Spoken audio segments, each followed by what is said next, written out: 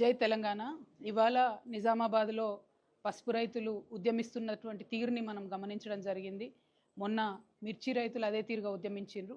కానీ మాటలు చెప్పినటువంటి కేంద్ర రాష్ట్ర ప్రభుత్వాలు ఇద్దరు కూడా మరి రైతులకు ఆదుకోవడానికి ముందుకు రావడం లేదు.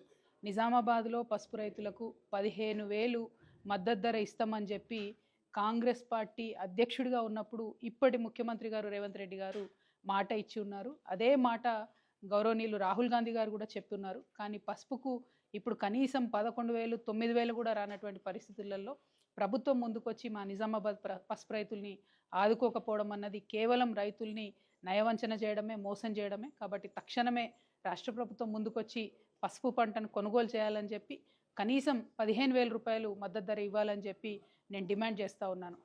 అదేవిధంగా పసుపు బోర్డు తీసుకొచ్చామని చెప్తున్నటువంటి భారతీయ జనతా పార్టీ మా ఎంపీ అరవింద్ గారు కూడా మరి ఈ సందర్భంలో కనీసం రైతులను పరామర్శించేటటువంటి పరిస్థితి కూడా కనబడడం లేదు. పసుపు బోర్డు తీసుకొచ్చారు, దానికి చట్టబద్ధత లేదు. పసుపు బోర్డు తీసుకొచ్చినారు, దాంతో పసుపు రైతులకు ఒరిగిందేమీ లేదు. కనీసము ఆ పసుపు బోర్డు ఇనాగ్రేషన్ టైంలో బండి సంజయ్ గారు ఒక మాట చెప్పినారు, మేము చాలా దీంతో పసుపు రైతులకు లాభం చేస్తాము, ధరలు పెంచుతామని చెప్పినారు. మరి ఆ ప్రయత్నం చేస్తున్నట్టుగా కూడా కనీసం కనబడతలేదు. సో ఇవాళ కేంద్ర ప్రభుత్వం కూడా ముందుకు రావాలని చెప్పి రైతులను ఆదుకోవాలి, పసుపు రైతులను అని చెప్పి నేను డిమాండ్ చేస్తూ ఉన్నాను. Thank you. జై తెలంగాణ.